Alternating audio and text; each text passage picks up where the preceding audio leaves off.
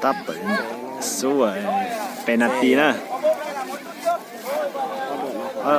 Ba lần giờ chỉ mới nhận số đi. Tập sẽ chẳng mà chỉ giờ penalty nữa.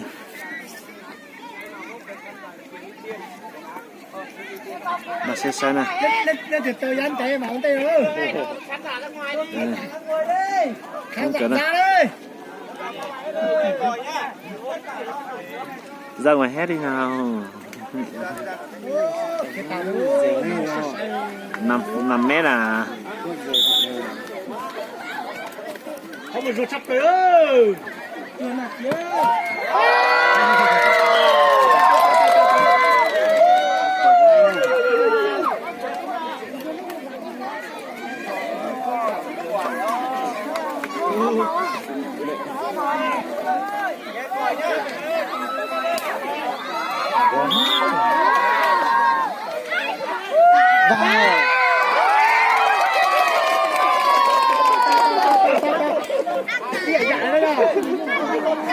Ôi rồi là cái tà đó.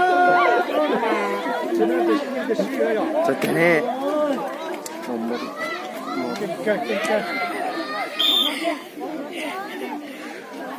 Mà chẳng không cần nào Cái cần câu.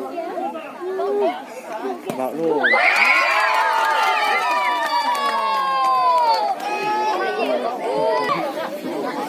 Penalty. Thủ môn đứng xuống bằng gôn. Bảo thủ môn đứng xuống bằng gôn. Cứ nhìn bóng á, không phải như đó. Nhìn bóng thôi.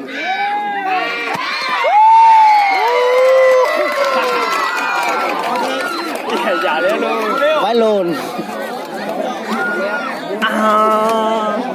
Thay cái gì tao này. Cho hả lên cơ thế nhưng là Vãi chin nữa nọ. Được trong tay là. Thôi chỉ còn này nhá. Chưa chạm bóng ra lại hết.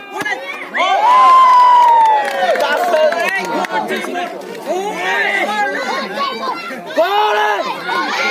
Go lên. Go lên.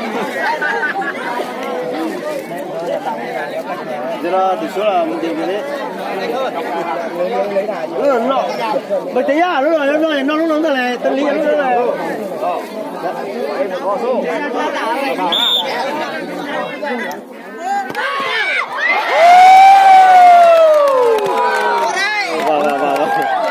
Đưa giải đây này. Chỉ tận chớn. có một quả nữa à? Tự tin lên nhá. Góp bên đây. Góp bên đây.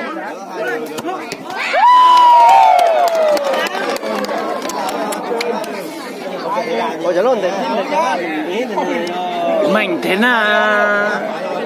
Bố rồi. Chỉ số đi đâu quả quay cung. Quả đâu bố nào? Đâu.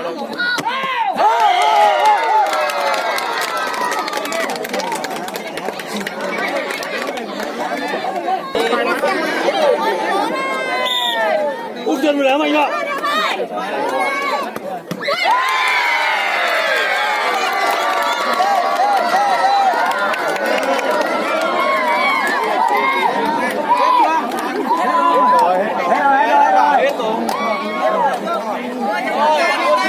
Vậy là Hồ Chí Minh đã thắng nha.